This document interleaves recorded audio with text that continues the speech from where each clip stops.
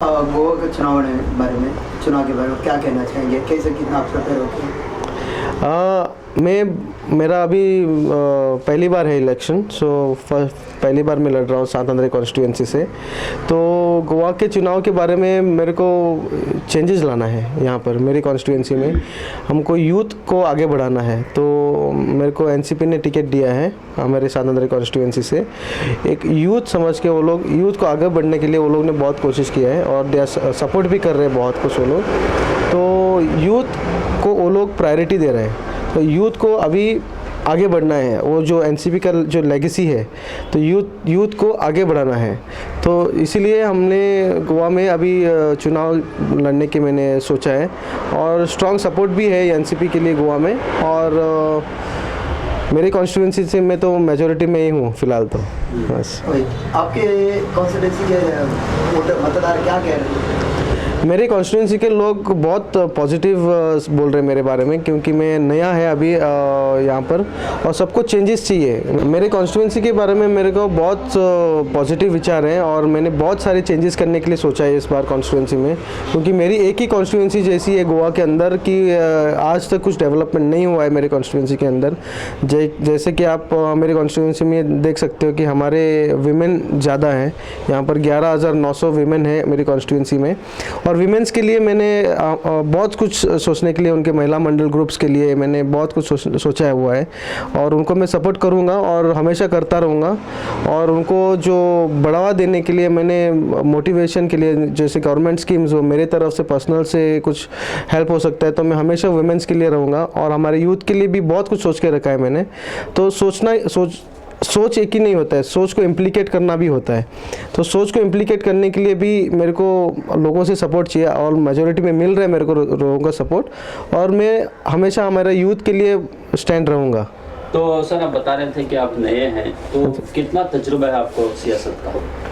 अभी फ़िलहाल तो मेरी कॉन्स्टिट्यूंसी में मेरे को लग रहा है कि अराउंड आपको कितना तजुर्बा है सियासत का? एक्सपीरियंस यूथ है, नया कदम रखने जा रहे हैं सियासत में, तो कितना तजुर्बा है, क्या एक्सपीरियंस है आपका सियासत का एक्सपीरियंस तो मैंने लोगों से सीखा है, मेरे सीनियर मंत्रियों से सीखा है। गोवा के अंदर बहुत सारे सीनियर लीडर्स हैं, उनसे सीखा हुआ है, उनको ऑब्जर्व किया है मैंने। और इस बारे में कि मैंने सोच समझ के इस पॉलिटिकल करियर में कदम रखा है कि हम आगे बढ़ के हमारी कॉन्स्टिट्यूंसी के लिए कुछ कर सकते हैं। तो आपने कहा कि आपकी कॉन्स्टिट्यूंसी में जो है वुमेन की जो वोटिंग है वो ज़्यादा है, तो आप उनके लिए कितना रिजर्वेशन सोच के, क्या प्लानिंग्स हैं आपके? कुछ एक दो प्लानिंग्स बता सकते हैं? मेरा वीमेंस के लिए पहले तो मेरा प्रायोरिटी उनको सेल्फ सफिशिएंट करना, मतलब उनका खुद का बिजनेस करना। और महिला मंडल्स ग्रुप जो है उनको स्टैंड करना। वो ऐसा नहीं है कि इलेक्शन के टाइम पे हम लोग जो पार्टीज जो आती है प्रॉमिस करते हैं हम लोग ये करेंगे वो करेंगे, वो मेरे को नहीं करना है। मेरे को उनको हमेशा से रखना है, क्योंकि एक सीनियर लीडर ने हमारे महाराष्ट्र में एक बात कही है कि पहला 5 वर्ष आप लोगों के लिए काम करो, फिर उसके बाद 50 साल लोग आपके लिए हमेशा खड़ा रहेंगे।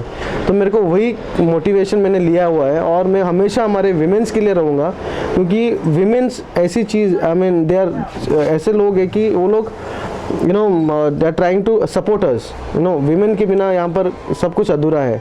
यहाँ पर जो है बहुत बड़ी बड़ी पार्टियाँ मौजूद है, कांग्रेस पार्टी है, बीजेपी पार्टी है, आम आदमी पार्टी है, टीएमसी पार्टी भी यहाँ पर मौजूद है, जो कि यहाँ पर मजबूत पार्टियाँ लग रही हैं। तो क्या उम्मीद से आपने इस पार्टी से हिस्सा लिया है इलेक्शन लड़ने का? एनसीपी जो पार्टी है वो भी सीनियर पार्टी है गोवा के अंदर, और बाकी जो नया पार्टी आया हुआ है उनका कुछ नेगेटिव मैं बोल नहीं सकता हूँ, लेकिन they are also having their own opinions, उनका भी उसका ओपिनियन है।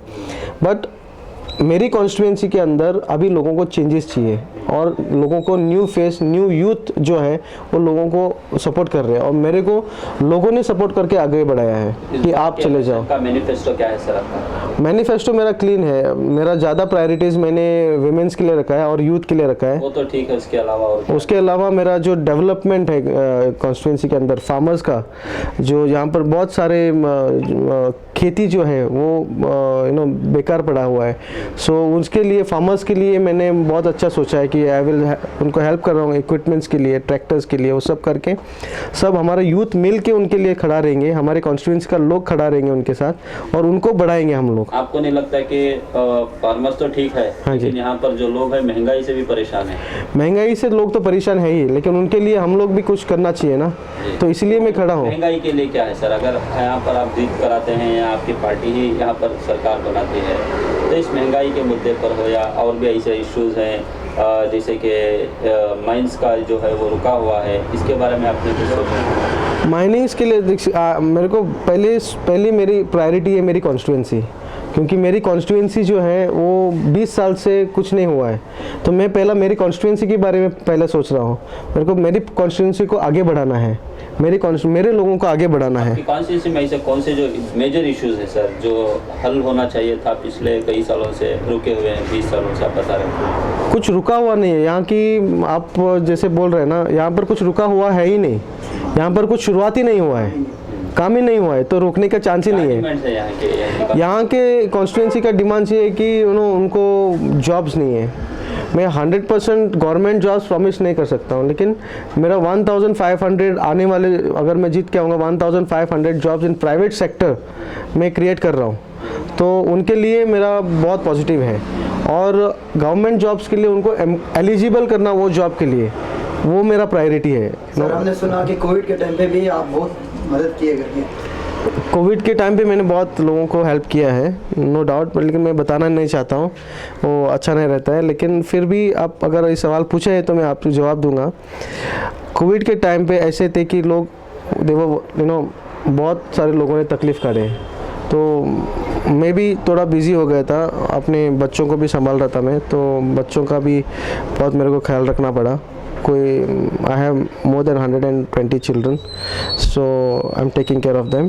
सो उसके लिए भी बहुत सैड मोमेंट था वो। So not 100% I was not in the constituency, but major sectors में मैंने अपने लोगों के लिए भी बहुत कुछ हेल्प किया। मतलब है जीतने के बाद 100% आप कॉन्स्टिट्यूंसी में?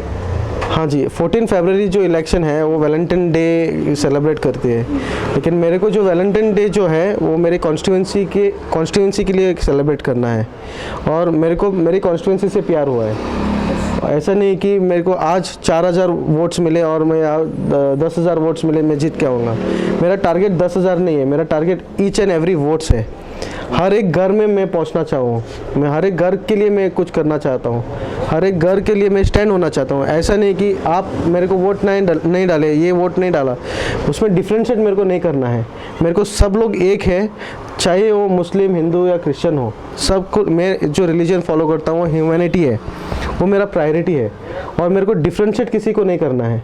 तो यही है कि मेरे को सबको एक करके चलना है, सबके लिए वही प्रायोरिटीज़ रहेगी जो मेरे को जो मिल रही है गवर्नमेंट की तरफ से, वही प्रायोरिटीज़ मेरे कॉन्स्टिट्यूंसी के लोगों के लिए होगी। सर दूसरे पार्टियों की जानिब से जो है, कांग्रेस पार्टी की जानिब से जो है, अगर उनकी सरकार बनती है तो वो 80 रुपया डीजल और पेट्रोल के दाम करेंगे। हाँ जी। बीजेपी की सरकार आती है तो सालाना 3 सिलेंडर मुफ्त में देंगे। आम आदमी पार्टी की सरकार आती है तो फ्री बिजली और फ्री पानी देकर जो है माहाना 6,000 रुपये देंगे। तो इस तरह के वादे बहुत सारी पार्टियां कर रही हैं, तो आपका क्या वादा है? मेरा वादा यही है कि मेरा प्रायोरिटीज़ मैंने बोल दिया आपको, मेरी कॉन्स्टिट्यूंसी को मेरे को आगे बढ़ाना है। पहली मेरी कॉन्स्टिट्यूंसी, बाद में we can talk about Goa.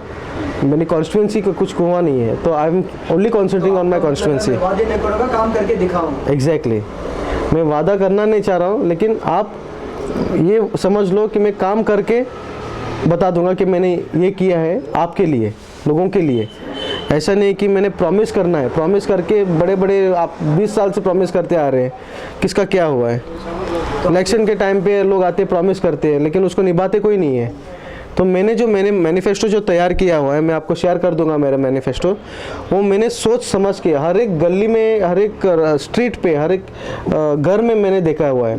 Senior citizens जो है, वो सीनियर सिटीजन्स के लिए कोई नहीं है यहाँ पर, मेरी कॉन्स्टिट्यूंसी में कोई नहीं है। सब लोग बाहर गांव में हैं, लंदन, पेरिस, यूके, वो सब वहाँ पर सेटल्ड है, लेकिन उनके माँ बाप जो है वो गोवा के अंदर है, वो हमारे विलेज में है। उनके लिए क्या करते हैं हम लोग? उनके लिए मैं एक बेटा हूँ, उनके लिए मैं स्टैंड होना चाहता हूँ। उनको door to door health care services उनके हर महीना उनके घर में रहेगा। उसको ऐसा नहीं कि वो लोग अकेले हो जाते हैं, उनको परेशान हो जाते हैं, वो सब मेरे को नहीं मैंने बहुत कुछ देखा, इसलिए मैंने वो चेंजेस उनके लिए किया है। क्योंकि माँ बाप जो बुजुर्ग लोग हैं, वो लोग ने हम लोगों को बहुत कुछ दिया हुआ है, तो उनके लिए मैं स्टैंड होना चाहता हूँ। और अब मैं जो कैंपेनिंग कर रहा था एक गांव में, यहाँ पर हमारे कॉन्स्टिट्यूंसी में, तो वो पूरा फैमिली लंदन में है, पूरा एरिया वो लंदन में है, लेकिन वो घर में एक अंकल था। वो अंकल को मैं गया उसको मिलने के लिए, तो उसने बोला कि आप बेटा 5 मिनट बैठो। वो 5 मिनट बैठने से मेरा इतना मेरे को ये हुआ, फीलिंग हो गया कि उसका आँख से पानी रो रहा था वो, उसका कोई है नहीं। मैंने 5 नहीं उसको आधा घंटा दे दिया, मेरा प्रचार भी करना था, सब बिजी शेड्यूल में आधा घंटा दे दिया। मैंने उसके साथ बैठा, ये नहीं कि मैं पार्टी की तरफ से बैठा और मैं इलेक्शन की तरफ से बैठा, ऐसा नहीं है। एक बेटे की तरह मैं अंकल के पास बैठा, उसको समझाया, उसके लिए मैं हूँ, मैं उसका बेटा हूँ, आप जो भी ज़रूरत होगा वो मेरे को कॉल कर दो। और उसके लिए मैंने स्टैंड किया हुआ है कि वो अंकल ही नहीं है, मेरे को पूरा कॉन्स्टिट्यूंसी का जो बुजुर्ग लोग हैं उनका भी बारे में सोचना है। तो आपके मतदार को आप क्या कहना चाहेंगे कि 14 फेब को जो चुनाव है किसको मतदान करें? मेरा सिंबल जो है वो मेरा घड़ी है, क्लॉक इज़ माई सिंबल। और मैं लोगों से रिक्वेस्ट करूँगा कि मेरे को इस बार चांस दे दो, एक न्यू फेस को, एक यूथ को आगे बढ़ाओ और मेरे को एक चांस दे करके मेरे को मेजोरिटी से आपके लिए काम करने के लिए, मेरे को एक विधानसभा में आपके लिए आपका आवाज़ लेके जाने के लिए मेरे को हेल्प कर दो बस। धन्यवाद। Thank you.